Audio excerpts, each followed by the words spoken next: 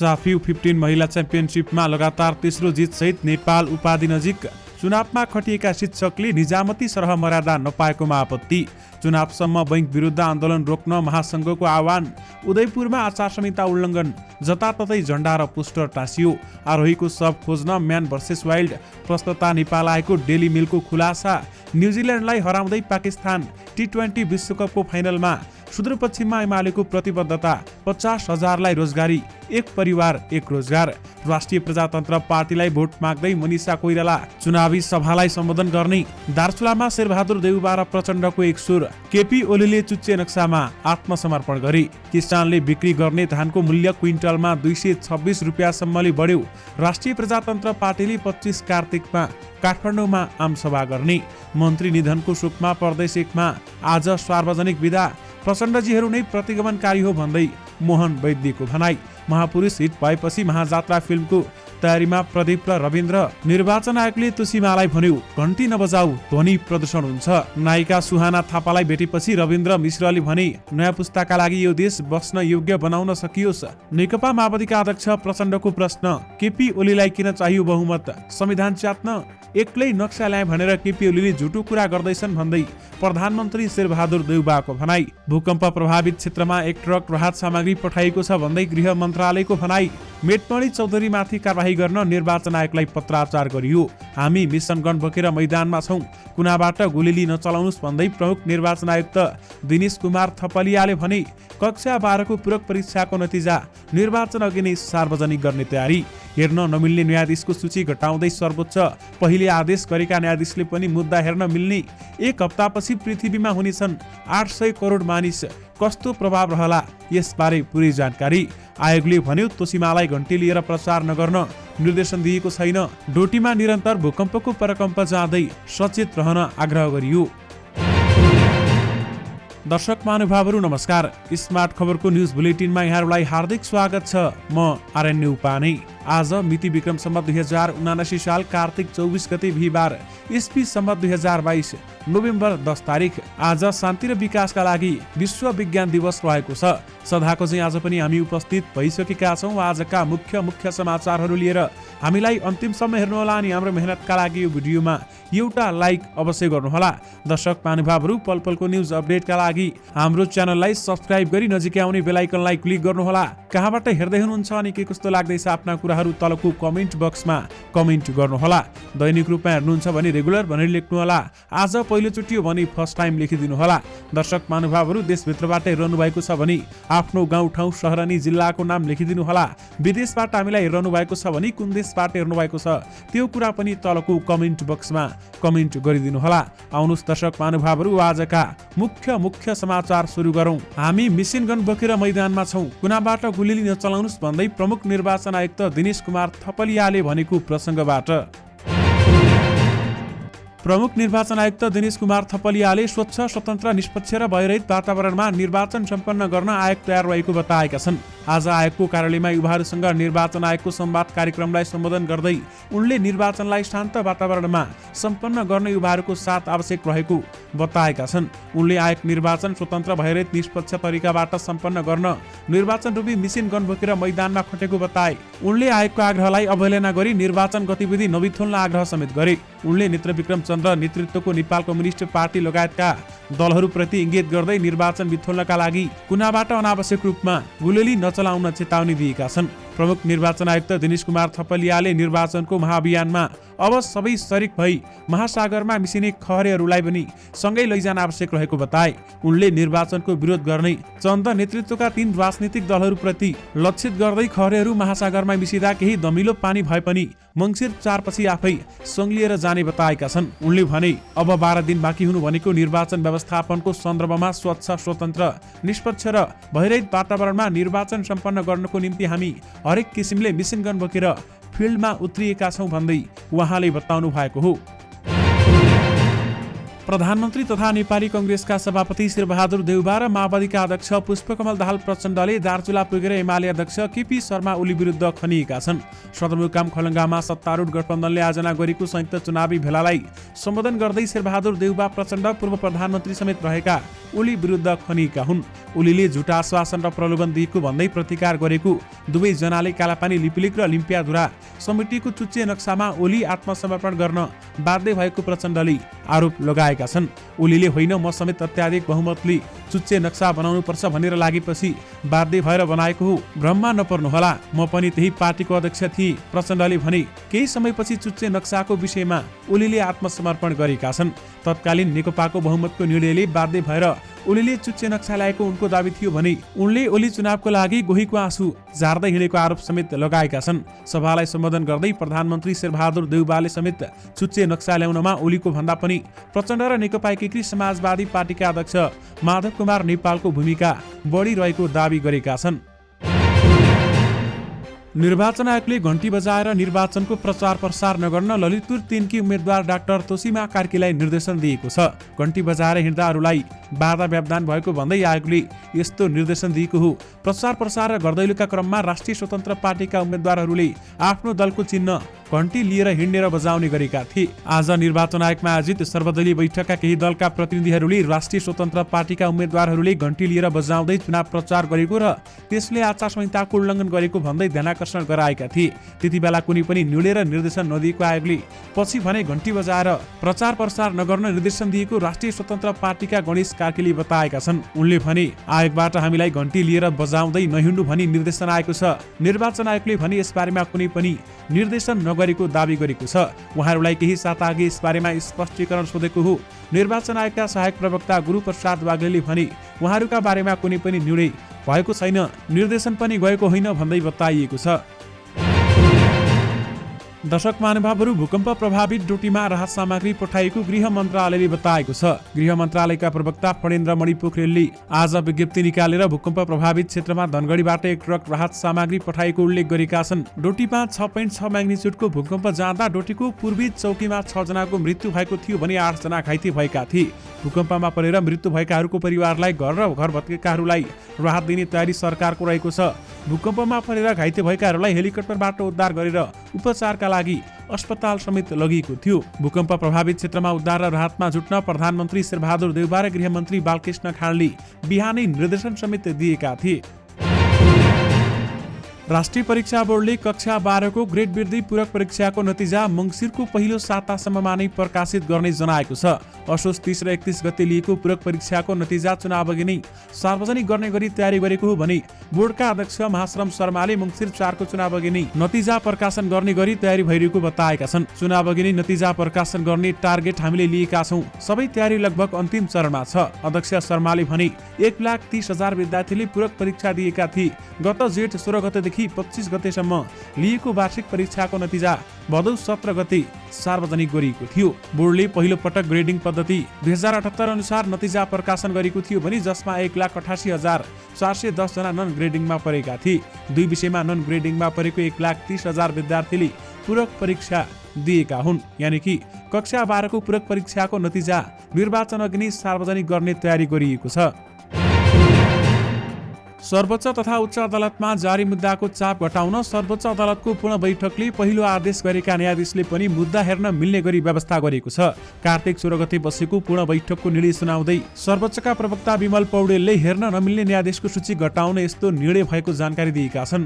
सर्वोच्च तथा उच्च अदालतहरूमा पुराना मुद्दाहरूको संख्या अत्याधिक बढ्न थालेपछि सर्वोच्चको पूर्ण बैठकले हेर्न नमिल्ने न्यायाधीशको सूची समेत सर्वोच्चको वेबसाइटबाट हटाएको छ। अब यसअघि झगडिया झिकाउने र अल्पकालीन वा अन्तरिम आदेश दिएका न्यायाधीशहरूले समेत ती मुद्दाहरू हेर्न मिल्ने बनाएको छ। यसअघि उच्च तथा सर्वोच्च अदालतका न्यायाधीशहरूले थुन्चेका आदेश गरेको, झगडिया झिकाउने आदेश दिएको वा अल्पकालीन वा अन्तरिम आदेश दिएको मुद्दाहरू पनि हेर्न नमिल्ने अभ्यास गरिएको थियो। तर यसो गर्दा थोरै न्यायाधीश रहने, केही उच्च अदालत तथा सर्वोच्च अदालतमा पनि हेर्न नमिल्ने न्यायाधीशको संख्या अत्याधिक हुँदा कतिपय मुद्दाहरूको सुनवाई नै हुन नसक्ने अवस्था थियो। पटक पटक हेर्न नमिल्नेमा परि पेशी स्थगित हुन थालेपछि सर्वोच्चले यस्तो निर्णय लिएको हो। दर्शक महानुभावहरू, हामीहरू अर्थात् मानिस, वैज्ञानिक भाषामा भन्ने हो भने होमो स्यापियन्स मानिस जनसङ्ख्या वृद्धिमा विज्ञ छन्। 100 करोडबाट 200 करोड पुग्न 125 वर्ष लाग्यो, तर 700बाट 800 करोड पुग्न 12 वर्ष मात्रै। 15 नोभेम्बर 2022 धरतीमा मानिसको जनसङ्ख्या 800 करोड पार हुनेछ। संयुक्त राष्ट्रले यो विकासको श्रेय विज्ञान, प्रविधि, नयाँ परिवर्तन, लामो उमेर र स्वस्थ जीवनलाई दिइरहेको छ। मानिसको जनसङ्ख्या वृद्धिको दर केही दशकमा खस्किरहेको छ, तर यति हुँदाहुँदै पनि सन् 2037 सम्म हाम्रो जनसङ्ख्या 900 करोड र 2058 सम्ममा 1000 करोड पुग्ने अनुमान गरिएको छ। यस्तो अनुमान UNDESC को वर्ल्ड पपुलेसन प्रस्पेक्टस 2022 को रिपोर्टमा जनाइएको छ। संयुक्त राष्ट्रको पपुलेसन फन्डकी प्रमुख नाटालिया कानोमेले यो मानवीय इतिहासको कोसेढुङ्गा साबित हुने बताएकी छिन्, किनभने अहिले आमा र बच्चाको मृत्यु कम हुने गर्दछ। दर्शक महानुभावहरू, एक हप्तापछि पृथ्वीमा 800 करोड मानिस हुने बताएका छन्, यानि कि 8 अर्ब मानिस हुनेछन् र कस्तो प्रभाव रहला भन्ने अहिले ठूलो प्रश्न जागिरहेको छ। साफिउ 15 महिला च्याम्पियनसिपको आफ्नो तेस्रो खेलमा नेपालले भुटानलाई 1-0 गोलले पराजित गरेको छ। बङ्गलादेशको BSSS मुस्तफा कमल मैदानमा दोस्रो हाफको सुरुमै सब्स्टिच्युट सेनु परियारले गरेको गोल नेपालको जितमा निर्णायक बन्यो। वर्षा ओलीको स्थान मैदान छुरीकी उनले 49औं मिनेटमा गोल गरेकी थिइन्। यो जितसँगै नेपालले उपाधिको सम्भावना बलियो बनाएको छ। प्रतियोगितामा नेपालको यो लगातार तेस्रो जित हो भने यसअघि भुटानलाई नै 7-0 ले हराएको नेपालले घरेलु टोली बङ्गलादेशमाथि 1-0 गोल अन्तरले जित रचेको थियो। 3 टोली सम्मिलित प्रतियोगिता डबल राउन्ड रोबिन प्रणालीमा खेलाइएको छ भने भुटानले नेपाल र बङ्गलादेशसँग दुवै खेलमा पराजित भएपछि नेपाल र बङ्गलादेशबीच हुने प्रतियोगिताको अन्तिम खेलले उपाधिको छिनोफानो लगाउने छ। यानि कि साफिउ 15 महिला च्याम्पियनसिपमा लगातार तेस्रो जित सहित नेपाल उपाधि नजिक रहेको छ। नेकपा एमाले 4 मङ्सिरको चुनावका लागि सुदूरपश्चिममा 27 बुँदे प्रतिबद्धता पत्र सार्वजनिक गरेको छ। एमालेको सुदूरपश्चिम प्रदेश कमिटीले आज धनगढीमा गरेको कार्यक्रममा प्रतिबद्धता पत्र सार्वजनिक गरेको हो। प्रतिबद्धता पत्रमा 5 वर्षमा प्रदेशमा 50,000 जनालाई रोजगारी दिने उल्लेख गरेको छ। मेक इन सुदूरपश्चिम अभियान अन्तर्गत एक गाउँ एक उत्पादन र एक परिवार एक रोजगार भागभण्डामा होइन प्राथमिकतामा योजना तर्जुको निलम्बित अवलम्बन गर्ने एमालेको घोषणा रहेको छ। स्वस्थ नागरिक सबल प्रदेश अन्तर्गत अस्पतालहरूलाई विशिष्टकृत रूपमा विकास गर्ने पनि एमालेको प्रतिबद्धता पत्रमा लेखिएको छ। आत्मनिर्भर प्रदेश निर्माण गर्न राजस्व सङ्कलन र स्रोत व्यवस्थापन, प्रदेशलाई पुनः साक्षर बनाउँदै उद्यमशील शिक्षित युवा तयार गर्ने, सबै परिवारलाई मासिक 10,000 लिटरसम्म निशुल्क पानी उपलब्ध गराइने प्रतिबद्धता पत्र गरिएको प्रदेश सचिव धर्मराज पाठकले जानकारी दिनुभएको छ। चुनाव नजिकैसँगै सेलिब्रिटीहरू राजनीतिक दल र उम्मेद्वार प्रति खुल्न थालेका छन्। कतिपय कलाकार उम्मेद्वारसँगै घरदैलीमा भोट माग्न व्यस्त छन् भने कतिपय चुनावी कार्यक्रममा सहभागी हुँदैछन्। चुनावी माहौल गरमाएका बेलामा अभिनेत्री मनिषा कोइराला पनि राष्ट्रिय प्रजातन्त्र पार्टीको पक्षमा खुलेकी छन्। शुक्रबार स्याङ्जाको वालिङमा हुने राप्रपाको चुनावी कार्यक्रमलाई पार्टी अध्यक्ष राजेन्द्र लिङ्गदेनसँगै मनिषाले समेत सम्बोधन गर्ने कार्यक्रम रहेको छ। पोखरामा हुने पार्टीको चुनावी कार्यक्रमपछि लिङ्गदेन र मनिषा वालिङको कार्यक्रममा सहभागी हुनेछन् र उक्त कार्यक्रमलाई मनिषाले पनि सम्बोधन गर्ने तय भएको राप्रपाका स्याङ्जाका अध्यक्ष तुलसिंह ठकुरीले जानकारी दिएका छन्। मनिषाले पहिलेदेखि नै राज संस्था र हिन्दू राज्यको पक्षमा आफ्नो धारणा राख्दै आएकी थिइन् र तिनै एजेन्डा बोकेको दल राप्रपाप्रति उनको सैद्धान्तिक निकटता देखिन्छ। सञ्जय लीला भन्सालीको फिल्म हिरामण्डीको छायाङ्कन लगत्तै मनिषा काठमाडौँ उत्रेकी हुन् भने सन् 1989 को नेपाली फिल्म फेरि भेटौँलाबाट अभिनय करियर थालेकी मनिषाले एक समय बलिउडमा राज गरेकी थिइन्। उनको पछिल्लो नेपाली फिल्म धर्मा हो। सरकारले यस वर्षका लागि किसानले बिक्री गर्ने धानको न्यूनतम मूल्य निर्धारण गरेको छ। केही दिन अघि बसेको मन्त्री परिषद बैठकले गत वर्षभन्दा क्विन्टलमा 226 रुपियाँसम्मले बढाएर धानको समर्थन मूल्य तोकेको कृषि मन्त्रालयले बताएको छ। आर्थिक वर्ष 2079-80 का लागि मोटा धान प्रति क्विन्टल 2,967 र मध्यम धानको प्रति क्विन्टल मूल्य 3,128 रुपियाँ तोकिएको मन्त्रालयका प्रवक्ता एवं सहसचिव प्रकाश कुमार सञ्जेलले बताउनु भएको छ। यो मूल्य गत वर्षभन्दा मोटा धानमा प्रति क्विन्टल 215 रुपियाँ र मध्यम धानमा 226 रुपियाँले बढी हो।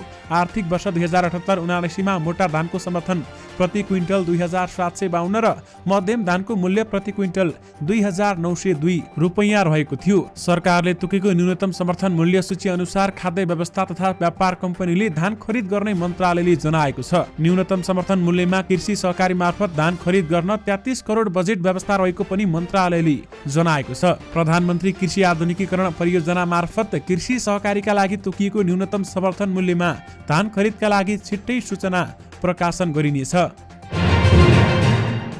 प्रदेश 1 सरकारले आज प्रदेश 1 मा सार्वजनिक बिदा दिएको छ। प्रदेश वन वातावरण तथा भू संरक्षण मन्त्री शीरचन्द्र थापाको निधन भएको शोकमा बिदा दिएको हो। गत असोज 24 गतेदेखि निमोनिया र डेङ्गुको उपचार गराइरहेका थापाको बुधबार बिहान विराटनगरको नोबेल मेडिकल कलेजमा विराटनगरमा निधन भएको थियो। प्रदेश सरकारले बिहीबार एक दिन झण्डा आधा झुकाउने पनि निर्णय गरेको छ र एक आन्तरिक मामिला तथा कानुन मन्त्रालयका निमित्त प्रदेश सचिव अर्जुन निरोलाले जानकारी दिनुभएको छ। थापा 4 मङ्सिरमा हुने मोरङ नम्बर क्षेत्र 3 को प्रदेशसभा 1 बाट नेपाली कङ्ग्रेसका उम्मेद्वार रहेका थिए। रविन्द्र मिश्र राष्ट्रिय प्रजातन्त्र पार्टीको तर्फबाट काठमाडौँ 1 का प्रतिनिधि सभा सदस्य उम्मेद्वार हुन्। उनी यति बेलामा आफ्नो निर्वाचन क्षेत्रमा घरदैलोमा व्यस्त रहेका छन्। बुधबार बिहान उनी भोट माग्दै नयाँ बानेश्वर स्थित अभिनेत्री झरना थापाको निवासमा पुगेका थिए, जहाँ उनको भेट झरना सुहाना थापा र सुनिल कुमार थापासँग भयो। थापा परिवार फिल्म निर्माणमा संलग्न छ। पछिल्लो छिमेलकी अभिनेत्री सुहाना राजनीतिक विषयवस्तुमा समेत चासो राख्छिन्। सुहानाको भेटपछि सामाजिक सञ्जालमा उम्मेद्वार मिश्रले तस्बिर सेयर गरेका छन्। सुहानासँगको भेटपछि रविन्द्र लेख्छन्, आफ्नै निर्वाचन क्षेत्रकी चर्चित अभिनेत्री सुहाना थापासँग एक क्लिक। सुहानाजीको पुस्ताको लागि यो देश बस्न योग्य बनाउन सकियो भने यो दिल खुसी हुनेछ, नत्र यो देश वृद्धाश्रम हुन लाग्यो जहाँ नेताहरू खुसी र जनता सधैँ दुखी हुने भए। मिश्रले सुहानालाई आफू लिखित पुस्तक विचारभन्दा माथि देश उपहार पनि दिए। रविन्द्र मिश्रले सन् 2012 मा रिलिज भएको दीपक रौनियार निर्देशित फिल्म हाइवेमा अभिनय समेत गरेका छन्। मधेसी आयोगले शहरी विकास मन्त्री मेटमणि चौधरीलाई कारबाही गर्न निर्वाचन आयोगलाई पत्राचार गरेको छ। दाङ 1 मा गठबन्धनबाट उम्मेद्वार रहेका चौधरीलाई कार्तिक 21 को एक टेलिभिजनबाट प्रसारित कार्यक्रममा मधेस विरुद्ध अपमानजनक अभिव्यक्ति दिएको भन्दै मधेसी आयोगले कारबाहीका लागि पत्राचार गरेको हो। चौधरीले मधेसी समुदायलाई विवेकविहीन र चेतना नभएको समुदाय रहेको जस्तो विभेदपूर्ण र जातीय विभेदमा केन्द्रित भाषण गरेको भन्दै आयोगमा उजुरी परेको छ। नेपाल उद्योग वाणिज्य महासंघले देशका विभिन्न स्थानमा भइरहेको बैंकहरू विरुद्धको आन्दोलन रोक्न आह्वान गरेको छ। अहिले देशभरका जिल्ला नगर उद्योग वाणिज्य संघ तथा वस्तुगत संघहरूले विभिन्न माग राख्दै बैंक विरुद्ध आन्दोलन गरिरहेका छन् र यी मागमा ऐक्यबद्धता जनाउँदै महासंघले निर्वाचनसम्म सबै आन्दोलनका कार्यक्रम रोक्न आह्वान गरेको हो। तरलता अभावका कारण निरन्तर बढिरहेको कर्जाको ब्याज दर, स्थायित्व र चालु पुँजी कर्जा मार्गदर्शन स्थगित गर्न नेपाल उद्योग वाणिज्य महासंघले नेपाल सरकार तथा नेपाल राष्ट्र बैंक समक्ष माग गरेको छ। बजारको न्यून मागका कारण व्यापार व्यवसाय प्रभावित भइरहेका बेलामा बढेको ब्याज दर र यही कार्तिकदेखि केन्द्रीय बैंकले लागू गरेको मार्गदर्शनका कारण निजी क्षेत्रमा मर्माहत भएको संयुक्त महासंघको भनाइ रहेको छ। तरलता व्यवस्थापन, ब्याज दर, स्थायित्व र चालु पुँजी कर्जा मार्गदर्शन स्थानका लागि महासंघका सदस्य जिल्ला नगर उद्योग वाणिज्य संघहरू एवं वस्तुगत संघहरूले राखेका मागहरूप्रति महासंघ ऐक्यबद्धता पनि जाहेर गरेको समेत महासंघले जनाएको छ। यानि कि चुनावसम्म बैंक विरुद्धको आन्दोलन रोक्न महासंघले आह्वान गरेको छ। दर्शक महानुभावहरू, उदयपुरमा आचार संहिता उल्लङ्घन गर्दै जताततै झण्डा र पोस्टर टाङ्गिएको छ। तपाईहरूले साँचो सुन्नुभयो। उदयपुरको क्षेत्र नम्बर 2 मा पर्ने कटारी नगरपालिका 3 राजा बस स्थित सिद्धिचरण राजमार्गसँगै सशस्त्र प्रहरी बलको बेस क्याम्प छ। बेस क्याम्पको मूल गेट भन्दा 100 मिटर तलको सडकका दुवैतर्फ रोपिएको बिरुवा सुरक्षित गर्न बाँसका टोकरी राखिएको छ। ती टोकरी अहिले दलको झण्डाले ढाकिएका छन्। त्यति मात्र होइन, बिजुलीका पोल, ढुङ्गा, मुढा, रुख, ब्युट्यान अहिले पार्टीका झण्डा र प्रचारले भरिएका छन्। कटारी बजार प्रवेश गर्ने सडकको दायाँ बायाँ तुल र ब्यानर टाँगिएको छ। उदयपुर 1 मा पर्ने बेलटारमा पनि प्रहरी कार्यालय अगाडिकै बिजुलीका पोलमा पार्टीका पोस्टर टाँगिएका छन्। जिल्लाको दोस्रो व्यापारिक केन्द्र कटारी बजारमा दलहरूले सम्पर्क कार्यालय राखेका छन् भने दलका उम्मेद्वारले आचार संहिता तोकिएका भन्दा बढी सवारी साधन प्रयोग गरी ठूला आवाजमा पार्टीका गीतहरू बजाएर गाउँ सहर घन्काएका छन्। जिल्लामा आचार संहिता विपरीतका क्रियाकलाप गरिएको बाइएपछि निर्वाचन आयोगले जिल्ला आचार संहिता अनुगमन समिति उदयपुरले मंगलबार सूचना नै प्रकाशन गरेर आचार संहिता उल्लङ्घन नगर्न आग्रह गरेको छ, तर यसलाई कसैले टेरेको छैन। त्यहाँ मध्येको एक दृश्य तपाईहरूले स्क्रिनमा देखिरहनु भएको छ। पाकिस्तान अस्ट्रेलियामा जारी टी20 विश्वकप क्रिकेटको फाइनलमा प्रवेश गरेको छ। बुधबार भएको पहिलो सेमिफाइनलमा न्युजिल्यान्डलाई 7 विकेटले पराजित गर्दै पाकिस्तानले फाइनलमा स्थान बनाएको हो। सिडनीमा भएको सेमिफाइनलमा न्युजिल्यान्डले दिएको 156 रनको लक्ष्य पाकिस्तानले 5 बल बाँकी छँदै 3 विकेट गुमाएर पूरा गरेको हो। ओपनद्वारा मोहम्मद रिजवान र बाबर अजामले अर्धशतक प्रहार गरे भने यो जोडीले पहिलो विकेटका लागि 105 रनको साझेदारी गर्दै जितको आधार तयार पारेका थिए। रिजवानले 43 बल खेल्दै खेल्दै 5 चौका मद्दतमा सर्वाधिक 57 रन बनाएर कप्तान बाबरले 42 रनमा 53 रन बनाउने क्रममा 7 चौका पनि प्रहार गरे। मोहम्मद ह्यारिसले 26 बल खेल्दै 2 चौका र 1 छक्का मद्दतमा 30 रन बनाए भने सान मसुद 3 रनमा अभिजित रहे। न्युजिल्यान्डका ट्रेन्ट बोल्टरले 2 विकेट लिए भने मिचेल सान्टनरले 1 विकेट लिएका थिए। विशेष गरी न्युजिल्यान्डलाई हराउँदै पाकिस्तान टी20 विश्वकपको फाइनलमा प्रवेश गरेको छ। राष्ट्रिय प्रजातन्त्र पार्टीले 25 कार्तिकमा काठमाडौँमा सभा गर्ने भएको छ। उक्त सभालाई पार्टी अध्यक्ष राजेन्द्र लिङ्गदेन र वरिष्ठ नेताहरूले सम्बोधन गर्ने राप्रपाले जनाएको छ। आमसभामा उपत्यकाका 3 जिल्लाका 15 प्रतिनिधि सभाका र 30 प्रदेश सभाका उम्मेद्वारहरूले मतदानका लागि सामूहिक अपिल गर्ने कार्यक्रम समेत रहेको छ। राप्रपाले यसअघि गोर्खाको पालुङटार, नवलपुरको डन्डा, नवलपरासीको सोनबल र पाली नन्दनमा चुनावी सभा गरिसकेको छ। राप्रपाले 24 कार्तिकमा सिन्धुपाल्चोक, सिन्धुली, सिराहा, मकवानपुर, उदयपुर र सुनसरीको धरानमा सभा गर्ने प्रवक्ता तथा प्रचार विभाग प्रमुख मोहन श्रेष्ठले जानकारी दिएका छन्। राप्रपाले कार्तिक 29 गतेसम्म चुनावी सभा गर्ने जनाएको छ। नेकपा क्रान्तिकारी माओवादीका महासचिव मोहन वैद्यले नेकपा माओवादी केन्द्रका अध्यक्ष पुष्पकमल दाहाल प्रचण्डले नै प्रतिगमन गरेको आरोप लगाएका छन्। आज काठमाडौँ स्थित शान्ति बाटिकामा नेकपा क्रान्तिकारी माओवादी, नेकपा मसाल, नेकपा बहुमत र माओवादी कम्युनिस्ट पार्टी नेपालको संयुक्त सभामा उनले प्रचण्डहरूले नै मौलिक हक उपयोग गर्न नदिएर प्रतिगमन गरिरहेको बताएका हुन्। हामी बहिष्कारवादीहरूलाई किन लाग्ने त्यो आचार संहिता भन्छन्। लोकतन्त्र शान्तिपूर्ण तरिकाले प्रचार प्रसार गर्दाखेरि माइक भाँचिदिने, पर्चा पम्पलेट लुट्ने नेता कार्यकर्तालाई गिरफ्तार गरेर राख्ने यो के तरिका हो? यही हो लोकतन्त्र? वैद्यले प्रश्न गरे। प्रचण्डजीहरू भन्नुहुन्छ प्रतिगमनको विरुद्ध। यहाँ भन्दा ठुलो प्रतिगमन के हो? जनताको मौलिक अधिकारलाई खोज्ने, अनेक कुन प्रतिगमनका विरुद्ध लड्ने हो। प्रतिगमन त उहाँहरूले नै गरिरहनु भएको छ। यो के लोकतन्त्र हो? लोकतन्त्र फाँसीवादतिर गइराखेको छ भन्दै उहाँले बताउनु भएको हो। उनले नयाँ क्रान्तिको तयारीका लागि मङ्सिर 4 गतेको निर्वाचन बहिष्कार गरेको बताएका छन्। व्यावसायिक हिट फिल्म जात्राको तेस्रो श्रृङ्खला महाजात्रा निर्माण हुने भएको छ। षटकोण आर्ट्सले आफ्नै 5औं प्रोजेक्टको रूपमा यो फिल्मको निर्माण तयारी थालेको छ। निर्माता रविन्द्र सिंह बनिया र निर्देशक प्रदीप भट्टराईको पटकथा लेखन कार्य भइरहेको जानकारी दिएका छन्। सन् 2016मा जात्राको पहिलो श्रृङ्खला रिलिज भएको थियो भने सन् 2019मा दोस्रो श्रृङ्खला जात्रै जात्रा। निर्देशक भट्टराईले भने हाम्रा फिल्मलाई दर्शकले अत्याधिक रुचाइदिनु भएको छ। हामीलाई महाजात्रामा अझै उत्कृष्ट गर्नुपर्ने चुनौती छ। सोही अनुसार तयारी गर्दैछौँ। प्रदीप निर्देशित पहिलो फिल्म महापुरुषले अहिले घरेलु बक्स अफिसमा आक्रामक कमाई गरिरहेको छ। फिल्मले 6 करोड रुपियाँ ग्रस भन्दा बढी कमाई गरेको छ भने प्रदीपले कृतिमा आधारित फिल्म लुज सहित अन्य 2 प्रोजेक्ट निर्देशनको तयारीमा रहेको बताएका छन्। निर्माता बनियाले षटकोण आर्ट्सले महाजात्रा सहित अन्य 3 प्रोजेक्टमा काम गरिरहेको समेत बताएका छन्। नेकपा माओवादी केन्द्रका अध्यक्ष पुष्पकमल दाहाल प्रचण्डले नेकपा एमालेका अध्यक्ष केपी शर्मा ओली अब प्रधानमन्त्री बन्न सम्भव नरहेको बताएका छन्। आज लोकतान्त्रिक वाम गठबन्धनले दार्चुलाको गोकुलेश्वरमा गरेको आमसभामा बोल्दै प्रचण्डले आफूले नै प्रस्ताव गरेर ओलीलाई 2 पटक प्रधानमन्त्री बनाएको र अब ओली प्रधानमन्त्री बन्ने सम्भावना नरहेको बताएका छन्। संविधान बनाउन सहमत हुनुस्, प्रधानमन्त्री दिन्छु भनेर पहिलो पटक ओलीलाई प्रधानमन्त्री दिएको हो। वामेकतापछि दोस्रो पटक ओलीलाई मेरै प्रस्तावमा प्रधानमन्त्री बनाएको हो। अब ओली तेस्रो पटक प्रधानमन्त्री बन्न सम्भव छैन। प्रचण्डले भने अब प्रधानमन्त्री बनेर देखाउनुस् ओलीजी भनेर मैले संसदमै भनेको थिएँ। ओलीले चुनावी सभाहरूमा पुगेर एमालेलाई बहुमत दिन आग्रह गरिरहेको प्रसङ्ग निकाल्दै प्रचण्डले ओलीलाई किन चाहियो बहुमत भनेर प्रश्न पनि गरेका थिए। मलाई के अनौठो लाग्छ भने केपी ओलीले अहिले फेरि मलाई बहुमत चाहियो, बहुमतको सरकार बनाउँछु भन्दा मलाई आफैलाई लाज लाग्ने गर्छ। 2/3 आफ्नो भय खाँदाको सरकार विघटन गर्ने, 2/3 बहुमतको संसद विघटन गर्ने, विशाल पार्टीलाई सेटिङ मिलाएर टुक्रा टुक्रा पार्ने केपी ओली कुन नैतिकताले जनताका लागि बहुमत माग्ने? केपी ओलीलाई किन बहुमत चाहियो? संविधान च्यात्न सकिन भनेर संविधान च्यात्न बहुमत चाहियो भन्दै प्रचण्डले प्रश्न गरे। बचे खुसेको कम्युनिस्टलाई ध्वस्त पार्न बहुमत चाहिएको हो, होइन भने जनताले बहुमत दिएको थियो पहिले भन्दै उनले बताएका छन्।